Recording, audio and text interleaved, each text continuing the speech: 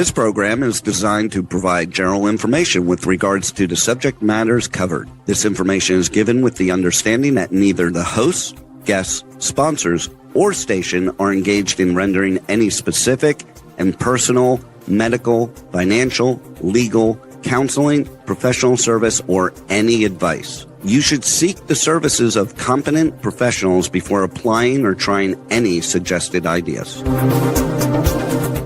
The information contained in this podcast is intended for informational purposes only and is not a substitute for individual professional legal advice. The podcast information was carefully compiled from vetted sources and references. However, Rose Resources Outreach to Safeguard the Elderly cannot guarantee that you will not fall victim to a scam.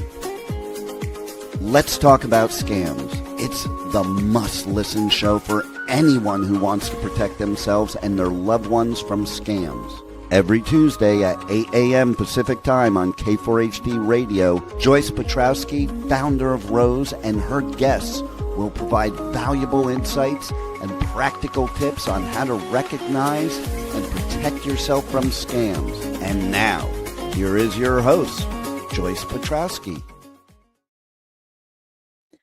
Hi, everybody. Welcome back. I'm Joyce Petrowski, founder and board president of Rose Resources Outreach to Safeguard the Elderly. You can find more information on our website at roseadvocacy.org.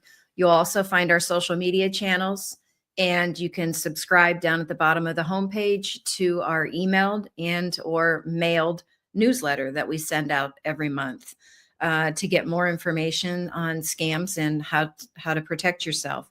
So today, I wanted to talk about the FBI just recently, as of last Friday, April 18th, issued a public service announcement. FBI warns of scammers impersonating the IC3.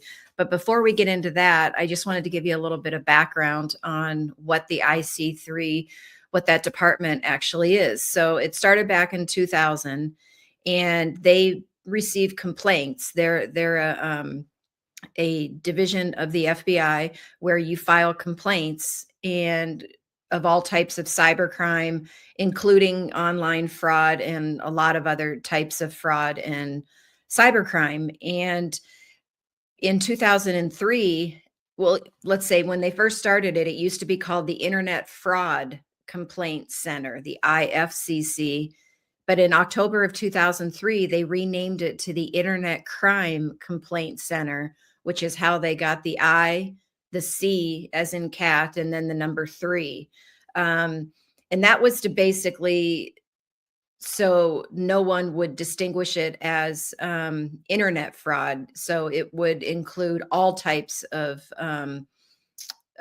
crimes, matters related to the internet, cyber, and all of that. So it's the Internet Crime Complaint Center, the IC3. The website is ic3.gov. So with the .gov, you can tell it's a government organization, and they file based on the data that they collect. When people file complaints, they would do an annual report every year.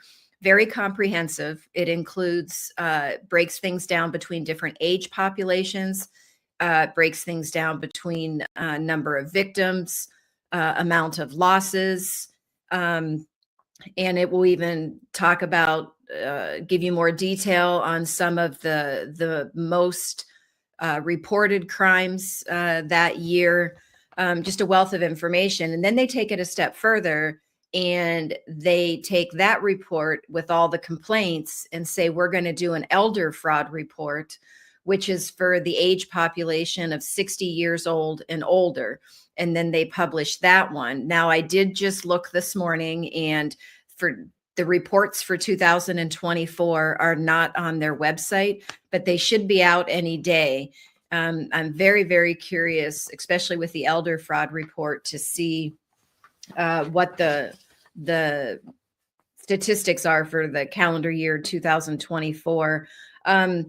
Just to give you a quick mission statement of the Internet Crime Complaint Center is to provide the public and private sector with a mechanism to submit information to the Federal Bureau of Investigation, so that's the FBI, concerning suspected cyber-facilitated criminal activity and to develop effective alliances with law enforcement and industry partners. Information is analyzed and disseminated for investigative and intelligence purposes to law enforcement and for public awareness. And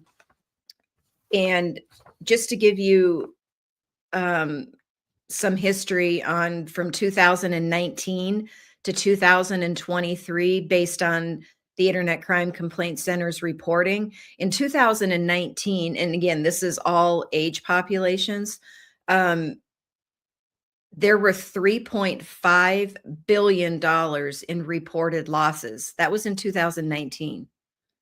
2023, it jumped all the way to $12.5 billion. And again, that's just what's reported. So the number of actual losses is much higher than this. But if you combine 2019's losses all the way through 2020, 21, 22, and 23 losses, there's over $37 billion were reported lost. So you can see how this becomes a larger and larger problem every year. Let's see. So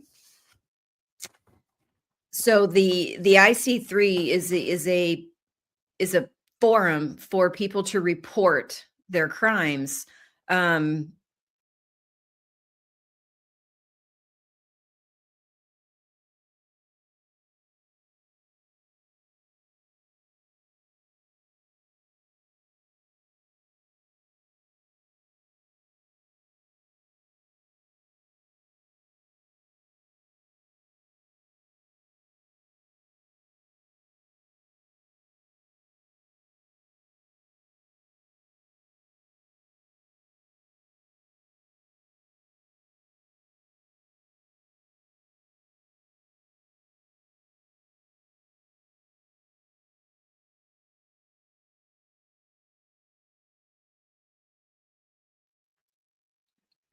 Sorry about that, everyone. I thought I had myself all connected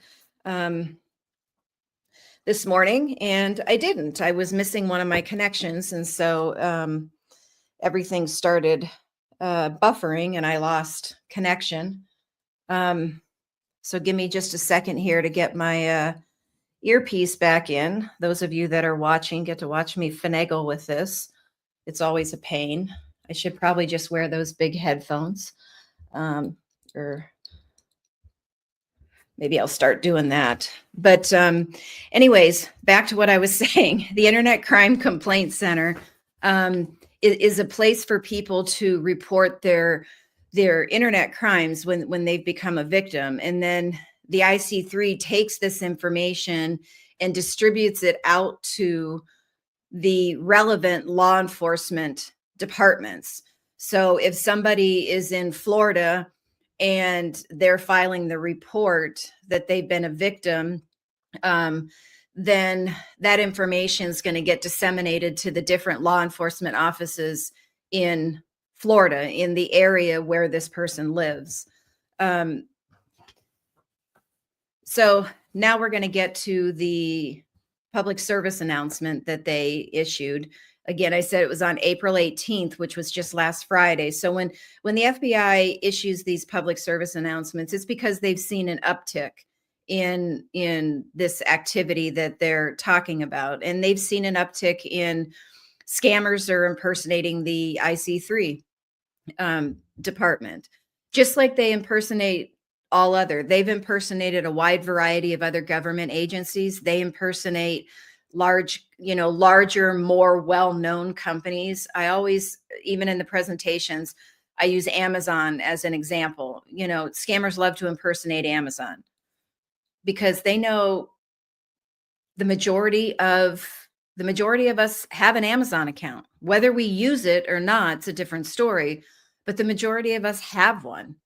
And so there's a bigger chance that they're going to get more people to click on those links in the emails or the text messages or call the phone number that's listed, or if they happen to call, answer the phone and start engaging with them or call them back.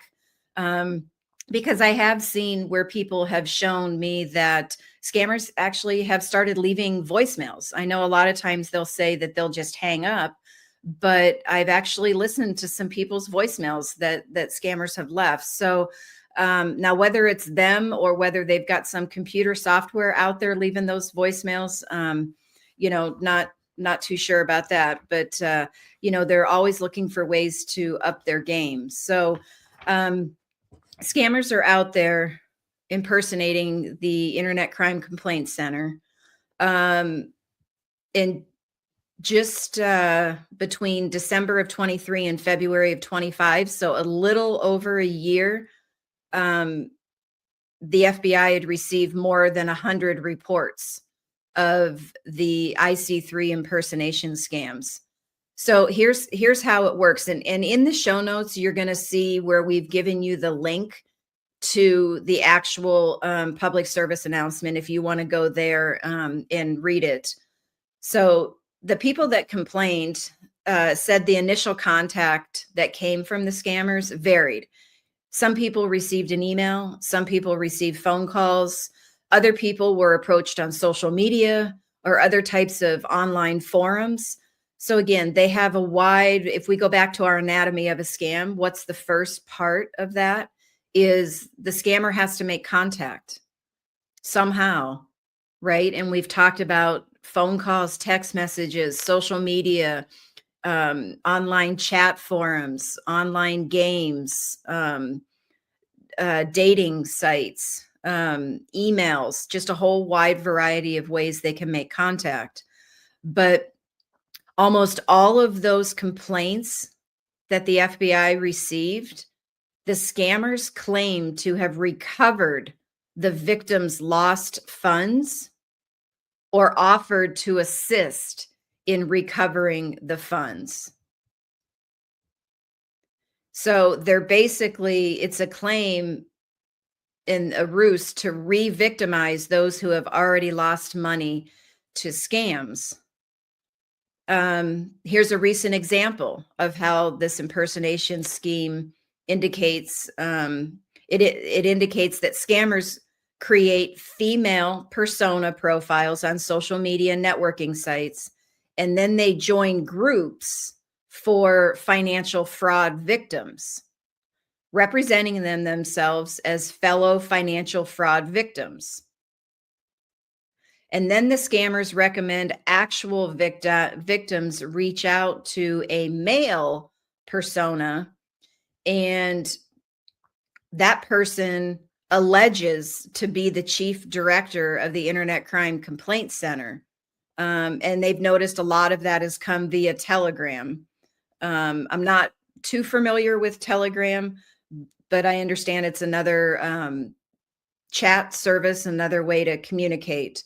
And then once the victim contacts the alleged chief director of the IC3, that person claims to have recovered that victim's lost funds and then uses that to gain access to their financial information, which then will re-victimize them.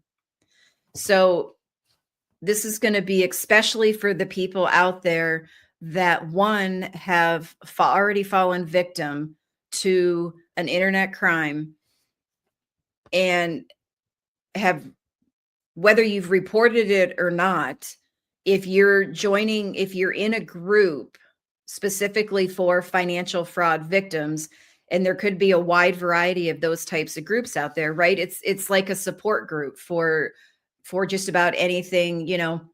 There's support groups out there for like grieving widows or widowers, or support groups for different types of addictions and things like that. So just be extremely careful if you are in one of those support groups and somebody is trying to tell you that you need to talk to this person from the IC3 because they might already have gotten your money back or they can help you get it back. Just be very wary of that. The IC3 has said that they will never directly communicate with individuals via the phone, email, social media, phone apps, or public forums. If after a report is filed with the IC3, if further information is needed, those individuals will be contacted by FBI employees from local field offices or other law enforcement officers. So again, in the beginning, remember when we said you would go to the ic3.gov and click on the link to file a complaint or file a report and give them all of that information? The people that are working there that are collecting all of that information, they are taking it and disseminating it to the appropriate local FBI field offices and or other law enforcement offices locally to where the victim is. So this IC3 is a data collection to then be able to disseminate information. They are not going to contact you to get more information. You will have, if more information is needed, you will have someone from the local, your local FBI office or other law enforcement office contact you about the situation to get more information. Even though the scammers might change their names and their tactics, they have found that the scheme generally remains the same. You think you're talking to somebody, an employee of the IC3, and they've either already recovered your funds or they can help you get them back, all in a ruse to get your financial information. So you have to be very careful with that, and you never want to share any sensitive, personal, confidential information with anyone that you've met online or over the phone. And even if you've met them in person, you want to be extremely careful that you don't share personal, confidential information with them. You need to be very, very protective of that information. Have that healthy skepticism. Ask yourself in your head the question, why do they need this information? Ask them the question, why do you need this information? If it truly is a scammer, I'm sure they're going to have answers for you. But still, you have to have that healthy skepticism and just tell yourself, no, I'm not giving it. I will contact this office directly with a phone number or an email or a website that I know is verified for that verified office, and I will talk to them myself. Also know that FBI, other law enforcement officers, the IC3, all of them, none of them will ask for payment to help recover lost funds. Or will they refer you to a company, a quote unquote company that can help you recover your funds, but they need a payment in advance. They're not going to refer you out either. And be very careful when someone says, hey, there's a fee for this, or I can help you get your funds, or you've won this, but you need to pay these fees or these taxes, or, you can just buy gift cards, or we have a cryptocurrency account. You can just go to this cryptocurrency ATM and put the money in there. Be very careful with that. The FBI does highly suggest that if you are a victim of an online, scam or fraud, that you do immediately report it. You go to the I, so the letter I, C as in cat, the number 3.gov, and that .gov lets you know that it is a government website, and try to give them as much information as you can. So like identifying information about the person or company that contacted you, where you were contacted, how you were contacted, the method of communication that was used, if websites, emails, telephone numbers, if there was a financial payment made. You're going to want to have like the date, the type of payment, the amount, if there's any account numbers, the name and address of the receiving financial institution and the receiving cryptocurrency addresses. And then describe your interaction with the individual, how the contact started, the type of communication, the purpose of the request for money, how you were told or instructed to make payments, what information you provided to the scammer, and any other details about the complaint.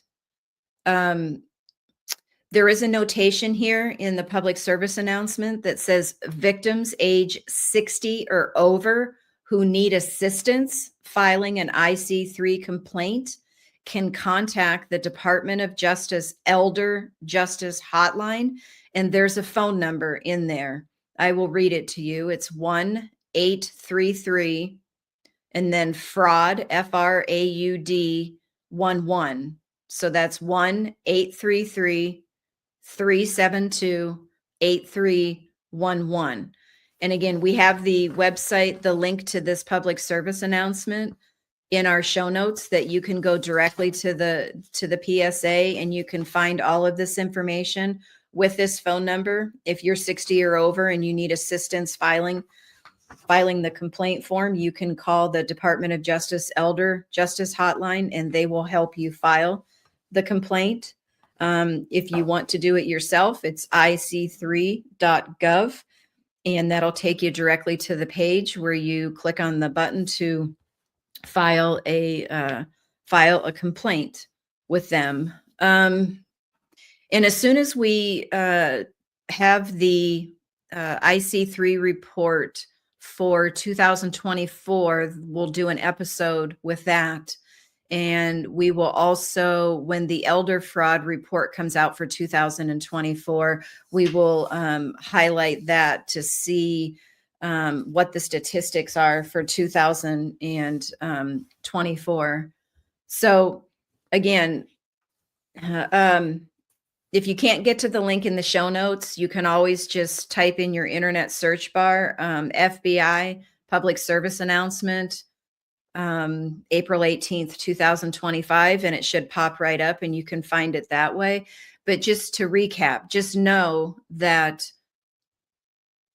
no one from the IC3 department of the FBI is going to call you when you filed a report. They gather this information and they send it out to the appropriate local law enforcement or FBI offices local to you. And if those offices need more information, they will reach out to you. And if that does happen, before you want to give out any personal information, you can just say, I'll call the FBI office myself, or I'll call whatever local law enforcement it is myself and look up their verified phone number. And you make that call, or if you know where their office is, make an appointment to go down there. Again, that's your way to verify that you are actually talking to someone from the local law enforcement office or the local FBI office, because scammers they've been known to impersonate, they've been impersonating law enforcement for a long time. If you recently remember, the IRS scam's been around for a long time, right? And so a lot of people have caught on to that. Okay, the IRS is not going to call you. And so you don't necessarily believe when that phone call that you get says you owe these back taxes, so you hang up. Well, they tell you on that phone call that if you don't pay this money, that the next, contact you're going to get is from, your local law enforcement office, because there'll be an arrest warrant. Well, then the next phone call that comes through, it comes across with your local law enforcement's caller ID. And now they say they're impersonating local law enforcement, saying they've got an arrest warrant and all of that. So scammers have been impersonating law enforcement for a long time. So if you do happen to get a phone call because you filed a report with the IC3 and it's coming from your local law enforcement,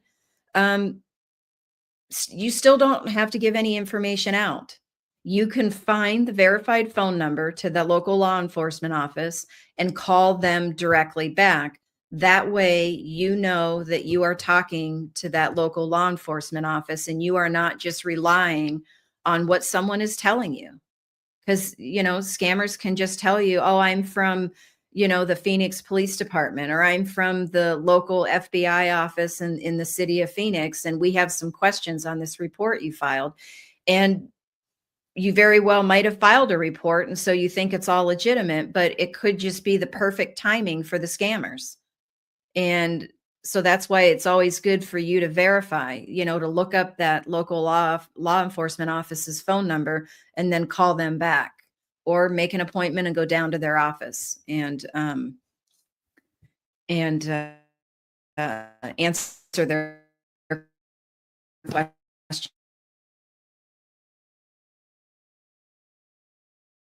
that way. For you today, just be wary when you get those phone calls or get contacted through a wide variety of online forums.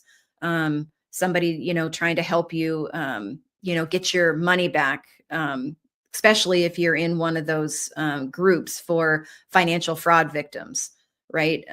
Just be very, very careful when someone's claiming they can get your money back. That is up to the law enforcement, and you want to make sure you are verifying that you are dealing directly with them.